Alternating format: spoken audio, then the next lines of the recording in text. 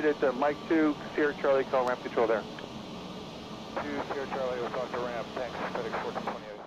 Hi everyone, Aviator Sim here, and I'm back with another video for you today. Today we will be taking a look at a free aviation chart application that serves as an alternate to the Navigraph paid subscription. It goes by the name of ChartFox, and some of you may have heard of it, some may not have, but if you're serious about VATSIM and Pilot Edge using real ATC online in Microsoft Flight Simulator, this is definitely something you should take a look at. So without further ado, let's get into this quick look. All right, so here is the home page for ChartFox, chartfox.org. This is the page you'll see when you first come onto the website, and you do need a VATSIM login to access everything that ChartFox has to offer.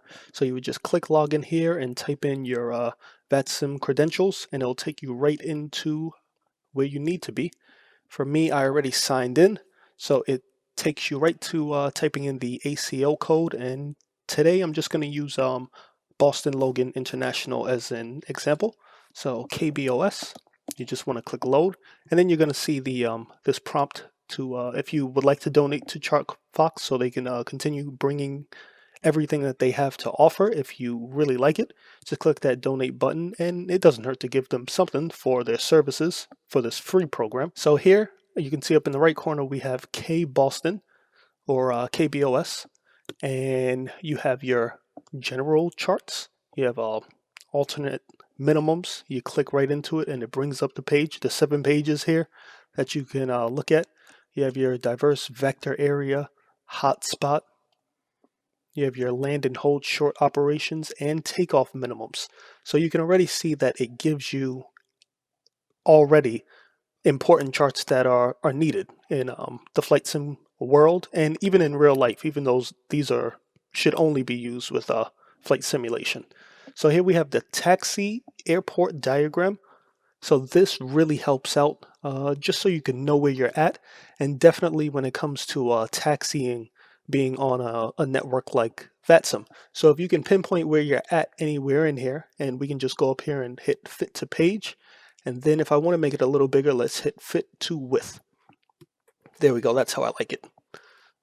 So say you're at the international terminal parked over here, the controller on VATSIM gives you instructions to taxi to runway 22 right. You can then see that you will be taking taxiway Alpha to Alpha 1 to B, maybe, and then to November, taking November all the way down to runway 22 right for takeoff. So it definitely helps with a little bit of navigation, just having charts so you're not lost in the airport. And when you're on VATSIM and they give you taxi instructions, you don't want to just start going or make your own route. You want to stick to what they have, and this definitely helps. So let's go to the next one. We have the SIDS, Standard Instrument Departure, and the one that I usually use to depart Boston would be the SOX 5, our nav departure. So you can see that we have that as well. It gives you the top altitude, which is 5,000 feet. It gives you a bunch of frequencies that are used in the real world. They may be different on VATSIM. I haven't checked, but they definitely could be. So it has all your instructions on what you need to do for this particular SID, which is great. So you can look at this, compare this to your flight plan that you hopefully already have loaded in your FMS or FMC, and just stay under these altitudes. So you should only be flying the SOX 5 departure, top altitude up to 5,000 feet, and by that time you should hear from ATC to climb even higher to whatever they clear you to. But this definitely helps. Next up here we have the STAR, Standard Terminal Arrival Route. So when it comes to stars, the Roebuck 3 RNAV is what I usually use. And also up here you have rotate counterclockwise. So we can rotate the chart until it's to our liking. And I definitely missed it. There we go. So the Roebuck starts over John F. Kennedy Airport, brings us all the way up here to Roebuck. And the Roebuck 3 arrival has 3 pages that you can see right here. So it picks up right after we cross through Roebuck, And now you can see Roebuck right there, and it takes us into here. And then if we click the other one, here's the back page with like the instructions that you should be following in words. And this definitely helps me out a lot. I love to read over these just to stay ahead of the airplane and know what's to come and what's expected of me. If I don't hear anything from ATC, if they're not trying to vector me because of traffic or whatever reason, or no controllers are online, I will definitely come back here, read this, and just be familiar on what I'm going to end up doing before or in order to get into the airport. The next one would be the approach. So we just looked at runway 22 right. So let's go up here and let's do runway 4 right. I do land on 4 right a lot. So the ILS, we have the ILS localizer runway 4 right. We have RNAV approaches, so let's go ahead and click the ILS. And here we go. Your standard ILS chart for runway 4 right. Everything you need in here. You have your frequency that you would put into the RadNav if you're flying the fly-by-wire 832NX.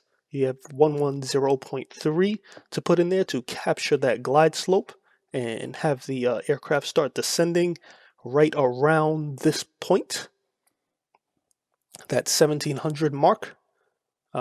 Actually, the glide slope would probably catch a little earlier than that, maybe between 6,000 feet, 4,000 feet, but this definitely helps. And even if you don't put this 110.3 into your FMS or your radios to capture that glide slope, and you just want to fly this by yourself, manual controls, you'll definitely be able to. You'll know what to expect. So at Nabo, you'll know just by looking at this that you want to be about 3,000 feet.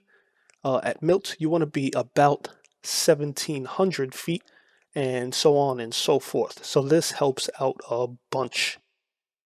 I remember in the days that I just started with Flight Sim, I had no idea about any of these charts, and I was literally just flying the airplane however I wanted to and couldn't understand why I would see the runway and I would be way too high or I'd be way too low. That's because I wasn't using any charts. So as you can see, ChartFox is definitely something that definitely increases the realism of the whole flight sim experience. So when it comes to flying on VATSIM, I think ChartFox is a great addition. And if you don't want to pay that subscription for Navigraph, this is the application for you. The only negative that I have with ChartFox when comparing it to Navigraph is in Navigraph, you have the ability to pinpoint exactly where you are at an airport, on an arrival, on a SID.